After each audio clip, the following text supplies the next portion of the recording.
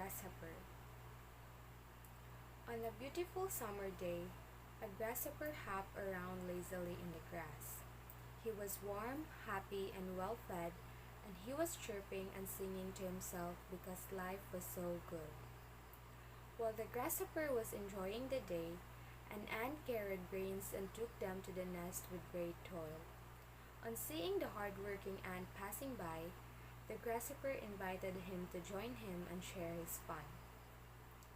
All day long in the summer, the ant would work hard collecting food while the grasshopper enjoyed the bright summer days.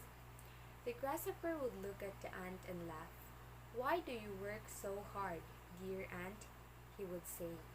"Come, rest for a while, listen to my song. Summer is here and the days are long and bright. Why waste the sunshine in labor and toil?" "I am helping to lay up food for the winter," said the ant, "and I recommend you to do the same." "Why to bother about winter?"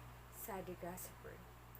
"We have got plenty of food at present, and there is still plenty of time to prepare for winter." But the ant knew what he was doing and went on his way and continued his toil.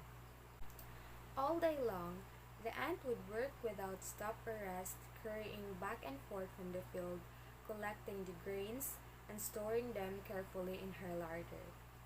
Instead of working and preparing for winter, the grasshopper preferred to dance, sing, and play at his leisure. But unfortunately, he did not realize that the beautiful summer days would not last forever, and soon cold and rainy days would soon be near. Summer faded into autumn, and autumn turned into winter. The sun was hardly seen, the days got shorter and nights got longer. It became cold and snow began to fall. When the cold winter came, the grasshopper realized that the ant was right and should have been prepared. The grasshopper didn't feel like singing anymore. He should not have wasted all this time when the food was plentiful. He was now cold and hungry. He hadn't thought that this winter might be worse than usual, and because he hadn't stored food for himself or helped anyone else to do it, he would not live to see another summer. He had nowhere to shelter from the snow and found himself dying of hunger, while it saw the ant enjoying the food stored and collected in the summer. So the moral of the story is to work hard today and so that you can reap and you can have benefits for tomorrow.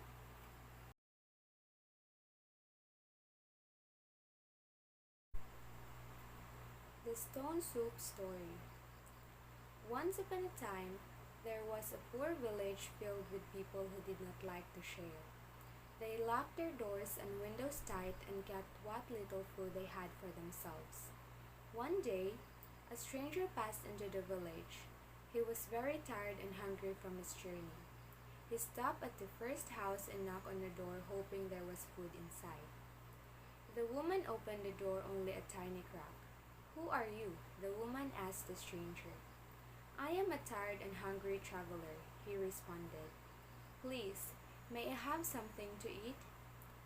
"There is hardly any food here," said the woman. "In fact, I doubt who will find anyone who has extra food to spare. We are all poor and hungry too." The woman closed the door. The traveler, although he was tired and hungry, was not ready to give up.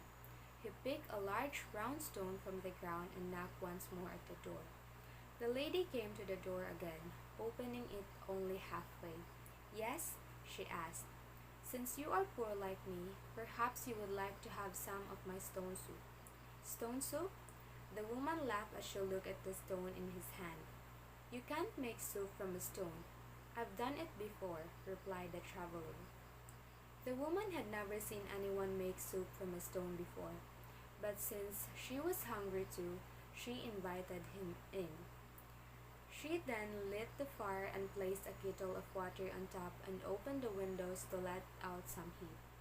The traveler placed the stone inside the water until it boiled. He sipped a spoonful of hot liquid. "It's almost done," he said. "But if you had just a little salt and butter, the soup would taste so much better." The woman went to the cupboard and returned with salt and water.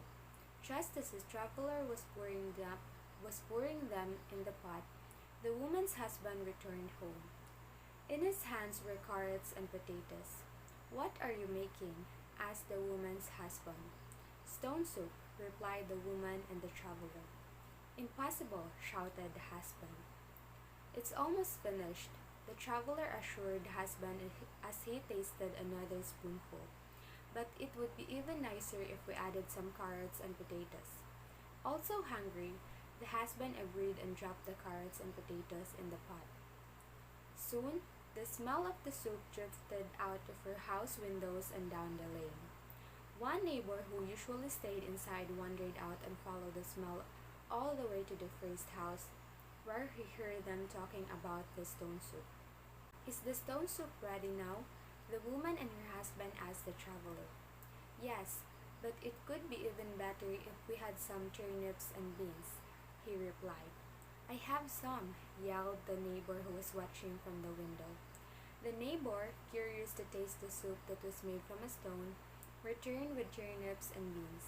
He poured them into the pot and the smell drifted even further down the lane. A word about a stranger traveler making soup out of a single stone drew many villagers out of their homes. They followed the delicious smell. Is the stone soup ready now?" asked the villagers when they arrived. "Yes, but I remember having stone soup with chicken and broth in the stew once," he replied. "I have chicken," said the farmer who ran home to get some. "I have broth," exclaimed another neighbor who ran to fetch it. The farmer returned and placed pieces of chicken into the pot. When the other neighbor added the broth, the pot was so full that it almost spilled over. The traveler lifted a spoon to taste it. "Perfect," he exclaimed. Then he served a bowl of stone soup for every single one of the villagers to taste. "It's magic," the villagers cried out, seeing how much soup he had made. "Delicious," cried out another villager. "But where can we get a magic stone? Surely this one has been used up." The traveler shook his head and pulled the stone out of the pot. The stone was still whole. The villagers realized that the delicious and plentiful soup did not come from the stone. The traveler drank the leftover soup and went on his journey. At last, from that day on, the villagers shared what they had with each other, and the village became a happy place.